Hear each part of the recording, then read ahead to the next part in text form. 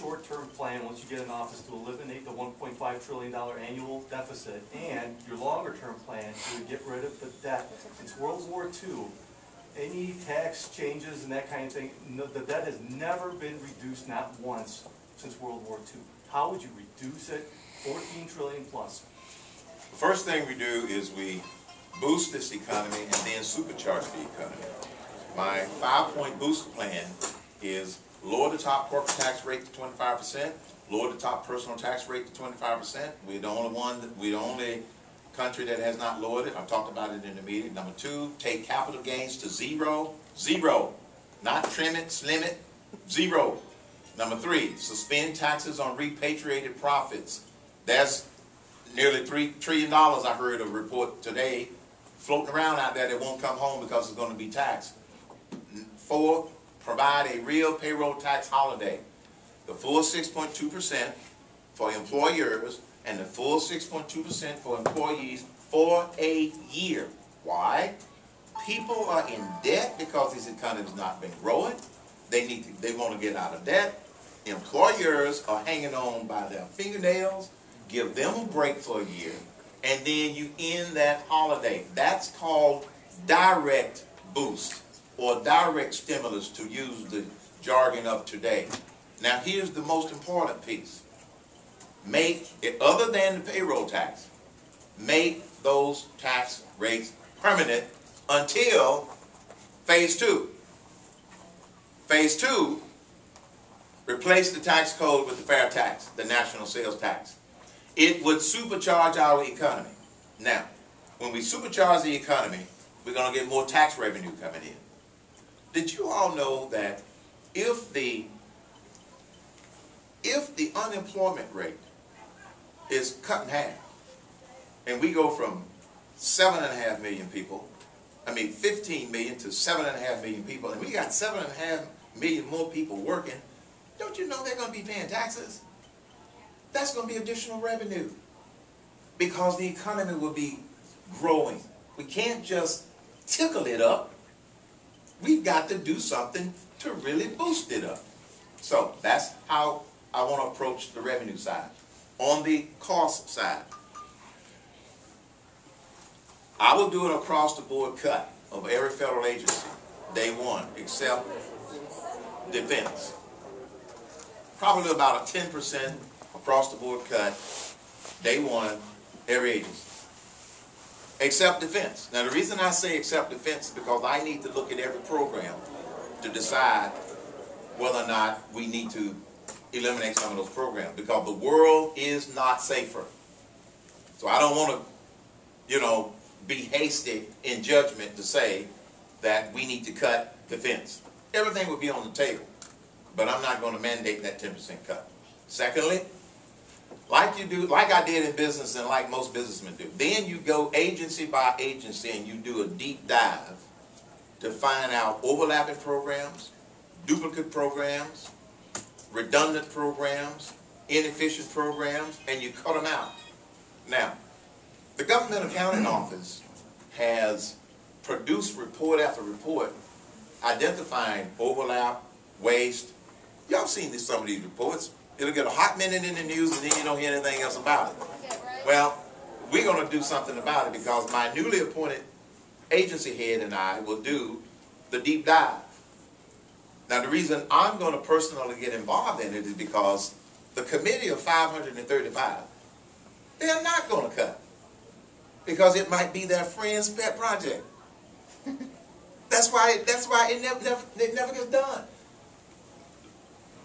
Cutting spending has to come from the office of the president. And so then the other thing that I'm going to do is, once we do these very painful cuts, and I know people are going to say, well, you can't do that. Oh, yes, we can. You just have to be determined that you're going to do it. Maybe some federal workers are going to take early retirement. Good. I don't know all of the, things that we are going to cut it.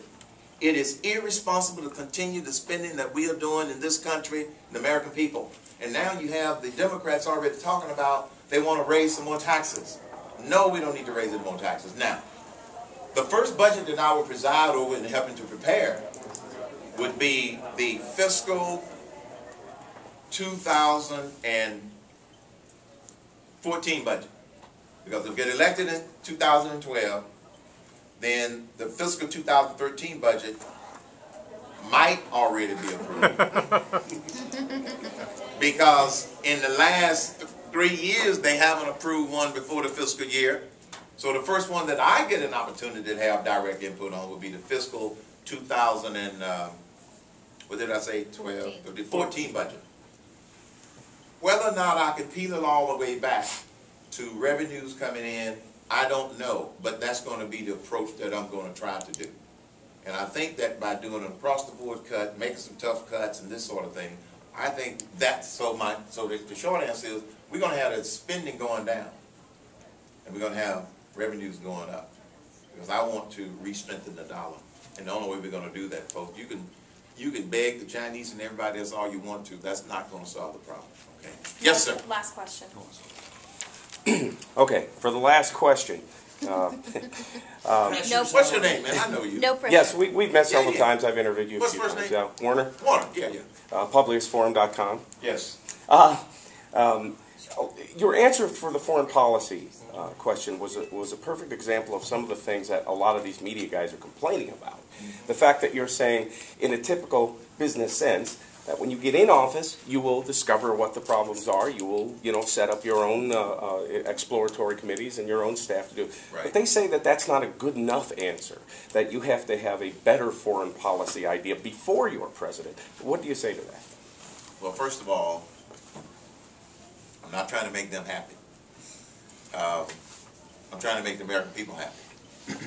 When I travel and I talk to groups and I do town hall meetings, they like the fact that I'm not going to make a snap shoot from the lip judgment. Secondly, election day to swearing-in day, I will then be given access to all of the intelligence information that I want or need. We will be putting together plans in that transition period. So, as soon as I become sworn in, I'm not going to be starting from ground zero.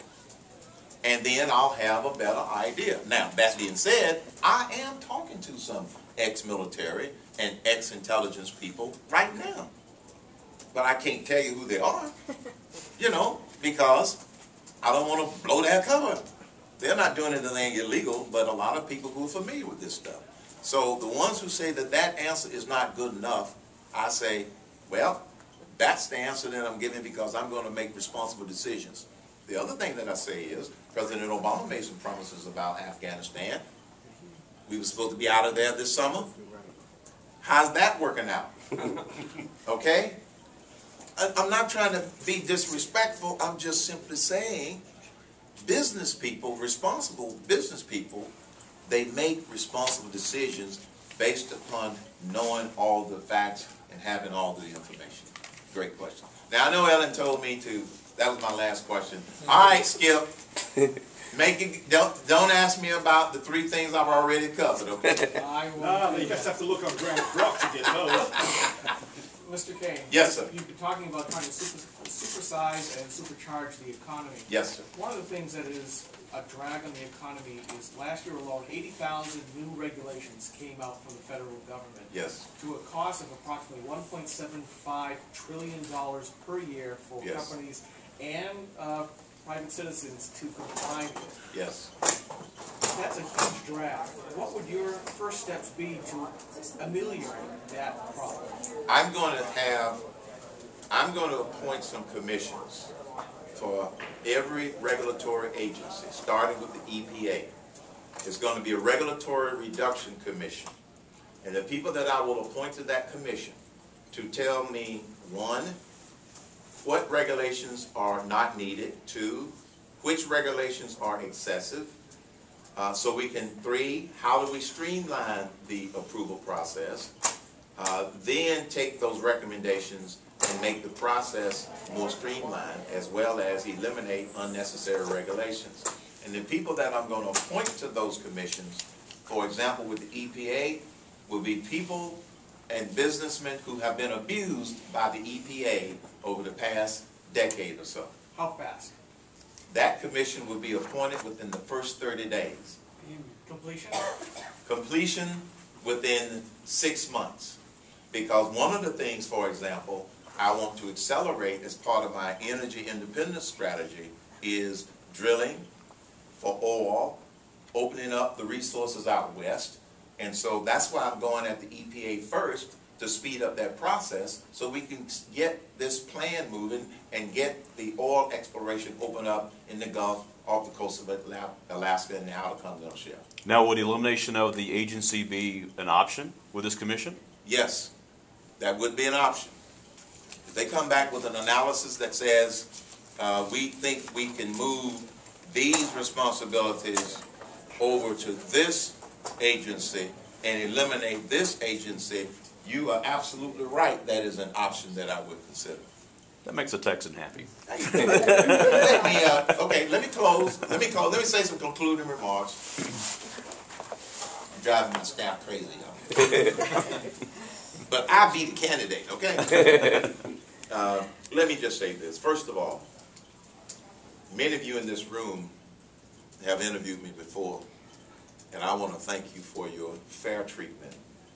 And you know that if you have a question, you'll pick up the phone and you'll call Ellen or you'll call my office and you get clarification. And I just want you all to know that I do appreciate that because you also know that there's a lot of good stuff that you can learn on the internet and there's a lot of garbage out there. And we watch stuff. But if you ever have a question of clarification, make sure you contact us. And you can tell that I'm the type of person, if I said it, I'm going to say that I said it, and I'm going to explain it. And in this way, we won't allow disinformation to kill this campaign. You also probably noticed that in some of the most recent polls, my candidacy is on the rise.